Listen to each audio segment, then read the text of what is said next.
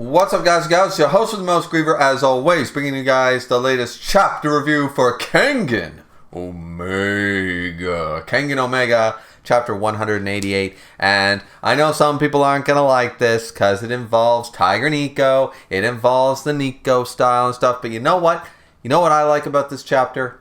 Setsuna's character in this chapter. I like this chapter. We jump back over to the fight, but once again, I really don't care about Ryuki versus Koga. It's either going to be plot armor Koga wins, or it's going to be, Ryuki wins. Like something about this Naruto, Sasuke stuff. I'm not really super invested in the fight itself. I'm more invested in the outcome of the fight and what it's going to mean depending on who wins and how it goes down. What is going to happen for Koga and Ryuki as characters is what I care about. But honestly, the fight itself, it's not super interesting to me because I don't really care for watching Koga fight. Koga's pretty straightforward as a fighter, and I'm never just super pumped to watch him fight. I'm never super pumped to watch either one of these guys fight.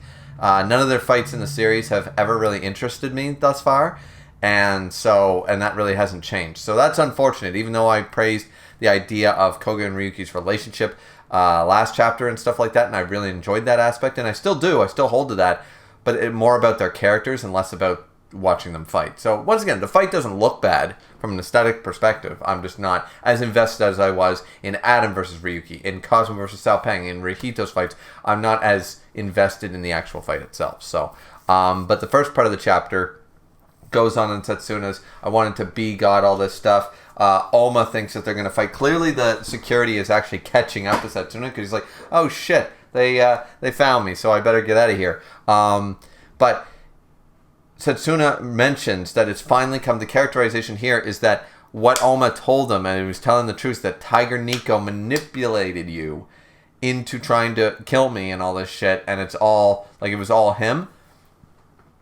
So Setsuna originally believed the actual Takita Nico was the fault of everything back in Ashura. Now in Omega, he's come full circle. He believes Oma now. This is progress, actually, for him as a character, and he's like, yeah, he is the root of everything. He's the one who used me to hurt you. He's the one who started all this shit. He goes, I'm going to find him, and I'm going to wipe him out. I'm going to destroy him, and he'll be the last person I kill. I wonder why it's funny that he mentions he'll be the last one I kill. As in, he's expecting to die trying? Or is he expecting he's going to hang up his martial arts from here on? He'll never kill another person again. He's just going to be a hermit or something like that if he survives. So interesting the way he put that is that he's going to kill him. Now, can Setsuna do it? If he caught him off guard, maybe. But I doubt it. Then again, we don't know the level Setsuna has reached at this point. We've only seen guys like Ryan and guys like Oma and guys like... Setsuna has likely gotten stronger since the end of the first manga. But is he on Tiger Nico's level? Probably not, I would say. So this should be quite interesting to see.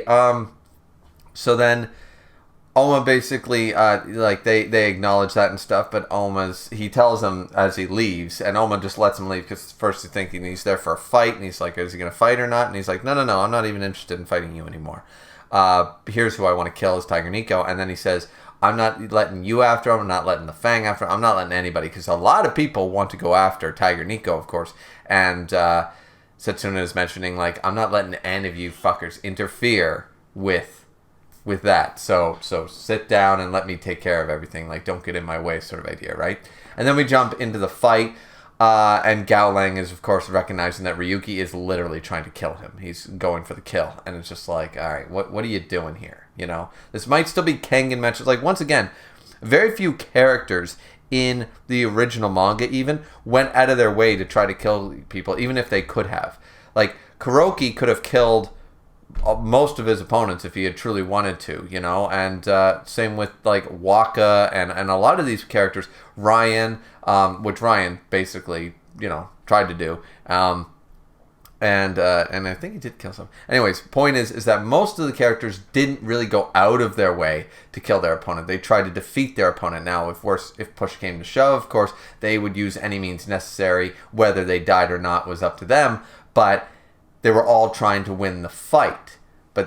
he's going at it as an assassination from the get-go. And that's sort of the key difference, I think, is that it's not that, these guys can't kill and that the Omega has gotten softer than the original Ashura, but in this regard, going straight for the kill as your whole intention from the get-go is sort of like, well, are you a ninja or are you a fighter? So anyways, they go on this line and he keeps dodging. He's using blink, like I thought in the last chapter. He's been using Koi style. He's been using blink, and he's using, of course, Raksha's palm. And he's just constantly spamming it, and Koga's just barely dodging by an inch. And our buddy Jackie goes to get more beer. God love the man. He's going to get more beer and some food for Joe, our buddy Joji there, and he recognizes something. That Ryuki's got it bad. What does he mean by that? What does he see? Because he gets up and he's watching the fight and he's like, he's got it bad. What? Like, he's gay for Koga. He's too tunnel vision about being the strongest or something. He's got, like, what does he have? Is it a martial arts problem? Is it a personality problem? Is it a character problem? What does he mean by this? You know what I mean? So I have no idea. So as I said, he's dodging each and every one of them. He, of course, Oma knows how to defeat Rakusha's palm, and he's hoping that Koga can figure it out. That's when he shoves. This is Tobey Maguire. Ryuki's like, I'm gonna put some dirt in your eye. So he ends up, getting, and then he tries to use the blink, of course. This is where, what I think should have happened is, because even Oma says, like, you should not do this. He apparently used Indestructible in his fist, not Ironbreaker, though it still came away, a little beaten and bloody. And he does get a hit off on Ryuki's face. Now, the thing is that he says that it's indestructible, but we also see a crack, a definite mention of a crack after he smacks him, that he used Indestructible on his fist. I would have liked it better that he used Ironbreaker, and tightened his fist, because technically speaking, there are no muscles, there are tendons in the fist, so because the whole idea of Indestructible is you tighten up all your muscles for defense.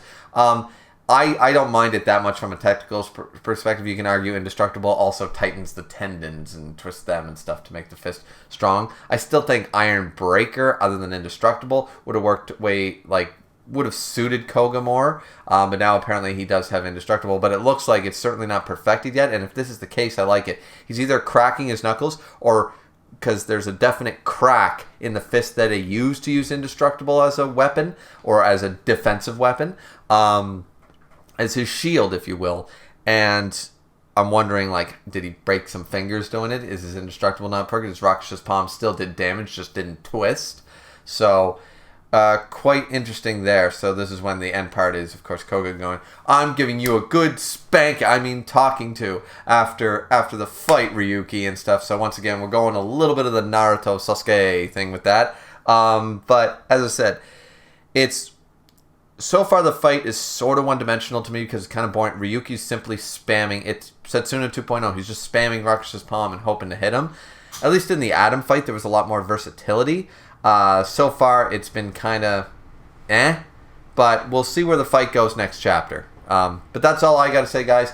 Happy Christmas to everybody. Hope you guys are having a good one. And that's the review for this week for Kengan Omega.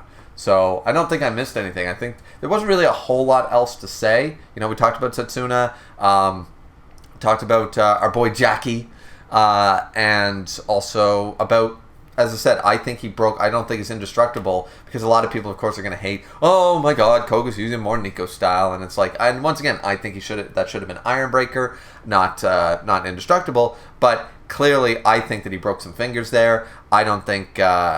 I think part of that is the fact that, if he broke those fingers and stuff, Oma might have taught it to him, but of course, he hasn't perfected anything. Remember, he doesn't use real Ironbreaker either.